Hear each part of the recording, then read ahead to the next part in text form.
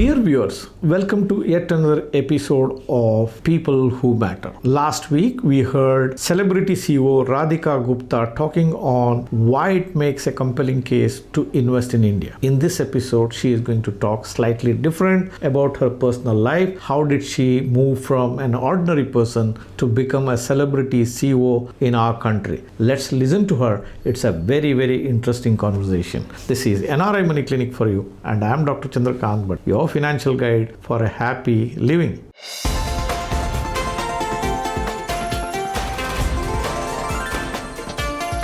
NRI Money Clinic. No hype, just the right advice.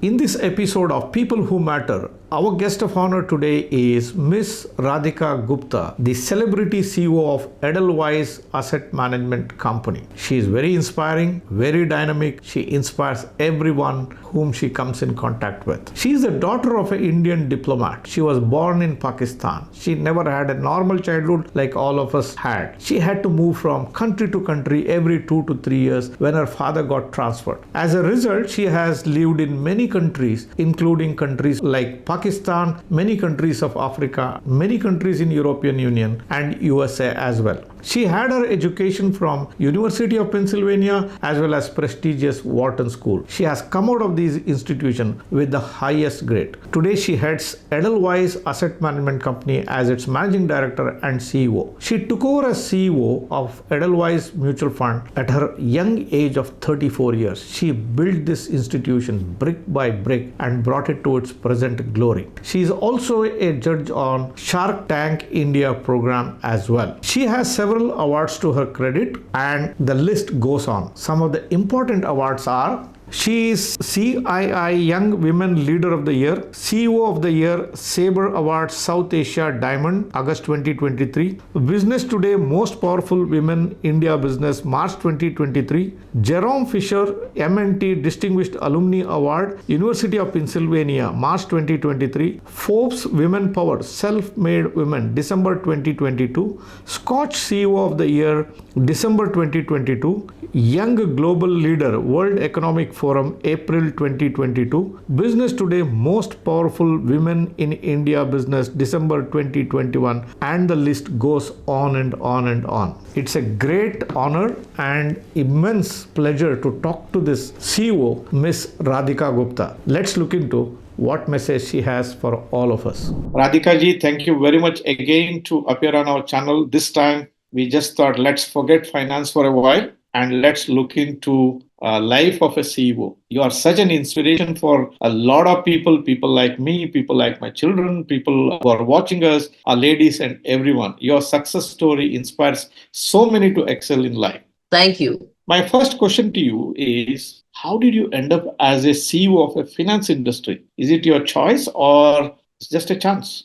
It's a combination of choice and chance. I like the two words you used. I came from a background which was public sector. So if you ask me, did I grow up and think, yeah, I want to be a CEO one day? No, I was always aspirational. I won't deny that. I was always ambitious and aspirational. And I happened to go to a college abroad, which is Wharton in Philadelphia, and that had a finance orientation. But again, at that point in time, we didn't have the kind of resources and guidance that you have today. So I experimented a little bit at Microsoft with tech. I did some consulting at McKinsey. And then one day I landed up in a financial services fund because it was run by an alumni of the school. And I started managing money, and it's been 16, 17 years, and money management is really all I know. And I always say I didn't choose a career that I loved. I fell in love with the career that I happened to join. And that is the case for many of us. So for everyone, I think we aspire to do something, but sometimes the life gives such a turns that, it can become your choice or, chance, everything. See, I myself is a veterinary doctor by profession, ended up into finance and I've been very, very successful. And most of the times I have felt that answering the question why a veterinary doctor in finance is much difficult question than answering questions on the finance itself. Oh wow, I didn't know that. My father wanted to join the Indian Forest Service and he could not because of his poor eyesight. And he ended up being a diplomat. And if you ask him today, he's very happy being a diplomat. So I call it the arranged marriage theory. Many of us have arranged marriages and we don't marry someone we love. We learn to love the person we marry. So it's the same with careers. Finance has been a male-dominated field. Of course, there are exceptions to the rules. Finance minister herself is a lady, and you can get enough examples these days. But did you find this journey to be very smooth in the finance industry, or at times that you felt you're constrained, or it's a male domain? How has been your journey in this industry? You have spent enough time in this industry, you have grown to fame, you have successfully taken your institution to a newer levels. How has been your journey? I would say it's mixed. I think financial services globally is male dominated. Most of corporate India, with the exception of few sectors, is male dominated. Now, have I had extreme, biases throughout my journey in the US and India? It would be unfair to say that. No, I think, you are given credit for the quality of work. And I do believe that today, if you're an ambitious woman who wants to work hard, people are actually more excited about you because there's such a commitment to diversity. Have I had small instances every now and then of bias, of discrimination? Of course. I think most women will have a story. And, some of the challenges, Chandrakantji, are highly internal. Finding self-confidence, having the ability to speak in a room full of men. Some of these are solved with time and self-confidence, and that is something that I've learned in my journey. But I've also learned to realize that much of what we call the glass ceiling, as it pertains to women, is in our head, not in the outside world. We are not ambitious enough. We don't ask for the opportunities. We are scared to speak in a room because we think log kya kahenge, and that glass ceiling needs to be broken in the head. And I tell all women, your journey is going to be a little hard. You have to manage home, it's all going to be a little harder, but it's absolutely worth it. So fight for your place at the table. Your life is not like that of any normal life for any other lady. You're a CEO of an institution, travel, attending meetings, hopping between cities, adjusting the time. How does a normal day of a CEO, Radhika Gupta ji, looks like? How do you spend your activities every day? Oh God, it's so varied. One of the things about being a mutual fund CEO or any CEO role is that the number of departments that you oversee and the number of functions is very diverse. So one day you could be spending time discussing portfolios and reviewing portfolios with your investment team. The other day you could be sitting in Ranchi or sitting in Guwahati or sitting in Coimbatore, meeting your channel partners or investors or talking to them. And the third day you could be dealing with an issue with the regulator or with the media. And the fourth day you could be sitting and doing something creative like marketing. So I think my days are very varied. Before my son, I used to travel 3-4 days a week. I still travel 2 days a week. So there is a lot of travel. We have branch presence in about 35 cities in India and are expanding that. So I really enjoy the travel, in different parts of India because I feel you get to learn so much about the country. And then there's a lot of internal, external, and the CEO is also someone who's a chief executive officer, right? The word executive is very important, and executive means there's a lot of firefighting and crisis management also. Radhika ji, you have been a great inspiration to all of us, particularly to the women of this country. Can you take us through a little bit of your earlier part of life, where you were born? How did you do your schooling? What has been your struggles in life? How did you find it difficult or easy to get into the corporate world? How has been your journey into the pinnacle of performance, what you're experiencing right now? We have seen you on the Shark Tank as a judge. Everything that you do inspires people. We would like to hear from your own words, what has been your journey all throughout? So I think it's an it's an ordinary journey that people look at as a little extraordinary. But I was born in Pakistan because my father, as I said, is a diplomat. He represented India in different parts of the world, which is why I spent a lot of my life in NRI kind of status. So he lived in Pakistan when I was born. We lived in the US. We lived in Africa, Nigeria, and Zambia. We lived in Europe. And thankfully, I think moving around with him did two things. One, it gave me a lot of appreciation for India because finally his job was to represent India and to see India changing through his career. And the second is it gives you a lot of optimism and resilience because some of these countries are not easy places to live in, but you realize life is really about making the best of what you have. Now, then when it was time to go abroad for college, I was fortunate, we didn't have the financial means, but I was fortunate enough to get a very large scholarship to attend Wharton. And that's where I did my undergraduate degree. And I actually had no intention of coming back to India. It was not a popular thing to do. I was working on Wall Street, well settled, making a lot of money. And then this kida to just come back home and build something at home struck. And I came back in 2009 to set up asset management startup. Ran it for 5 years. I think really struggled. That is probably the largest phase of struggle I've had career-wise, building a brand new business in India as a young person. And then sold it to Edelweiss Financial Services, which is a large Indian financial services house in 2014, and got an opportunity to become CEO of a relatively new mutual fund in 2017. And since the last 7-8 years, I've been growing this business and loving every bit of it. Very interesting story to hear from you. These days, the boys and girls are exposed to a lot of information on YouTube, television. Everybody thinks that they will join the job and they are ready to retire in 5 years from now, 10 years from now. It's a period of 2 minutes noodles, instant coffee. People think the life also similar. In 5 years, 10 years, they retire. What message do you have for the boys and girls of today who are just opening up for the life, coming out of the college, entering the life of an entrepreneur or a salaried person? What message do you have for these people?